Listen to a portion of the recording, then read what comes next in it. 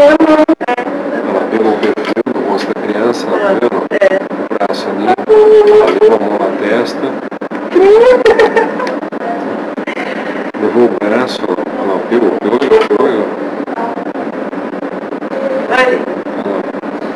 Tô dando tchau, mãe.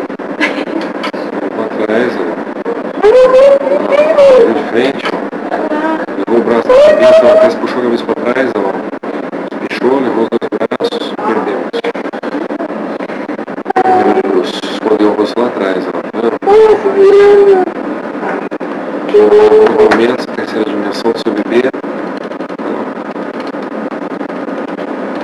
Posso pôr na internet o seu filme, essa parte? Pode. Posso.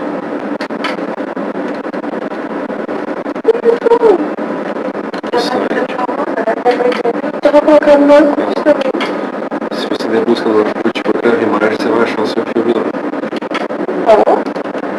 Se você procurar www.graveimagem.com, você vai achar também. Eu Vai acho estar que com o nome? vai ser o número 17. Eu não vou pôr o seu nome. Número 17, tá? Tá lá, Olha lá. Cadê outro, gente? levou na cabeça, puxou pra trás, veio de bruços em seguida. Ela tá nervosa aí.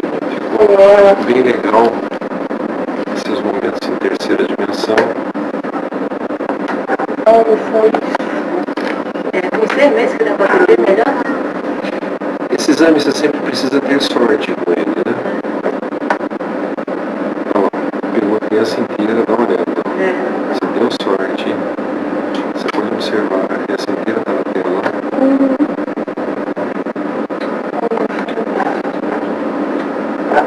Olha lá, pegou o rosto, o pescoço, as costelas, ó.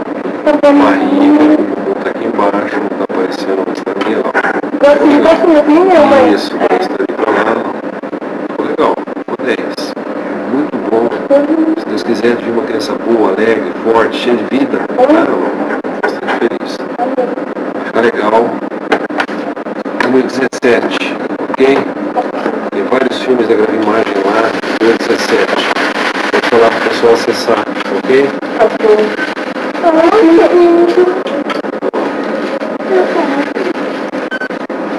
Vai, vovó.